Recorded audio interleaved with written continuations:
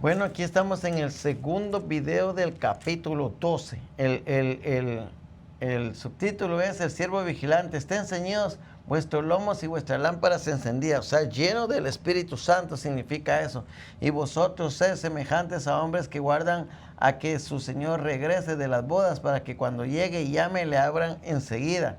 Bienaventurados aquellos siervos a los cuales su Señor cuando venga halle velando de cierto que se ceñirá y hará que se sienten a la mesa y vendrá a servirles. Mire, ese es el reino, ese es el arrebatamiento a los que sirvieron a Dios en las bodas del Cordero. Cuando el Señor nos levante, ya están listas las mesas y ya están listos los manteles y ya están listos. Dice que el Señor Jesucristo a los hijos de Dios que seamos arrebatados, Él mismo nos va a servir en las bodas del Cordero.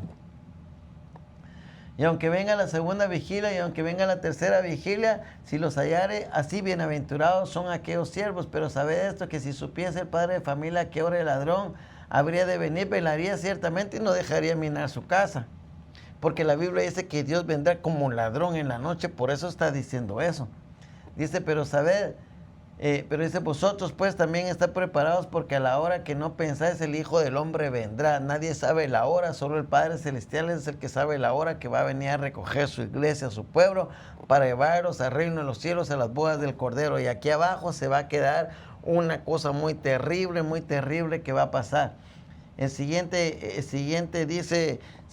subtítulo dice, el siervo infiel. Entonces Pedro le dijo, Señor, ¿dices esta parábola a nosotros o también a todos? Y dijo el Señor, ¿quién es el mayordomo fiel y prudente al cual su Señor pondrá sobre su casa para que a tiempo dé su ración?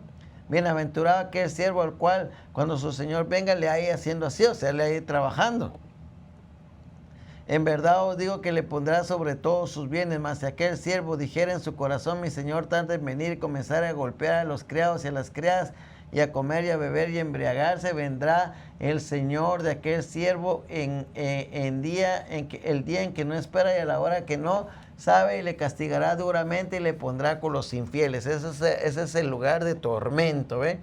El Señor va a venir y nos tiene que estar hallando, trabajando y bien con el Señor para que Él nos levante, pero al que no, va a ser echado en el lago que arde con fuego y azufre, es la muerte segunda, y ahí será el lloro y el crujir de dientes. Aquel siervo que conociendo la voluntad de su Señor no se preparó, mire, no se preparó ni hizo conforme a su voluntad, recibirá muchos azotes. Ese es el castigo.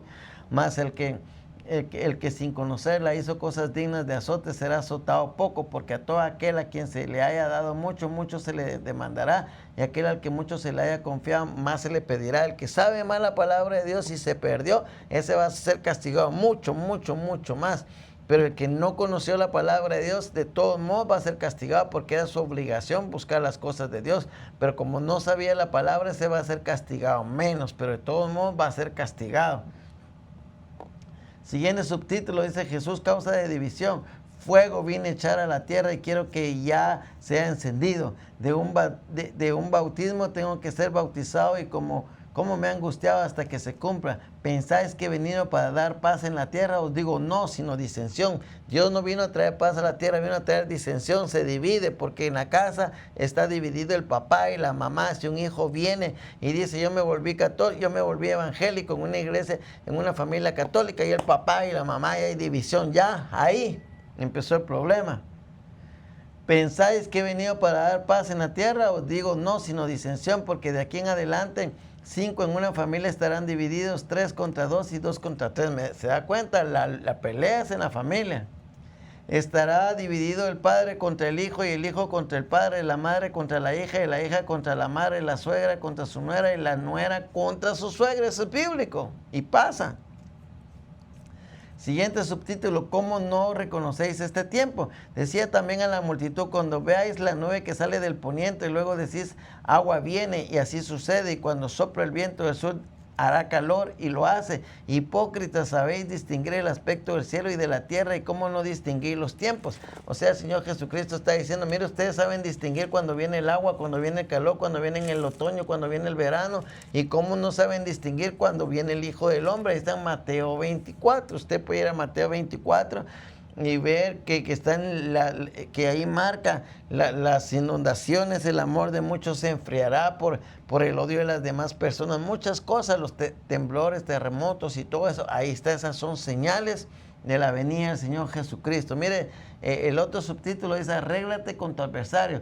¿Y por qué no juzgáis por vosotros mismos lo que es justo? Dice la palabra de Dios. Cuando vayas al magistrado con tu adversario, procura en el camino arreglarte con él, no sea que te arrastre el juez y el juez te entregue el alguacil y el alguacil te mete en la cárcel. Te digo que no saldrás de ahí hasta que hayas pagado aún la última blanca. La blanca era la moneda. Entonces aquí está el capítulo 12, cómo el Señor Jesucristo empieza a dar la forma en que tenemos que vivir, que me confesares delante de Dios. Primero dice, ¿quién he de temer? Tengo que temer al Señor Jesucristo, que el que me confesara delante de los hombres, el que no se avergüence, si usted se avergüenza del Hijo del Hombre, él se va a avergonzar delante de los santos ángeles de Dios y no lo va a confesar delante de su Padre, el rico e insensato, miren. Y el siervo infiel, el que tiene que estar trabajando, pero no está trabajando, va a venir el Señor.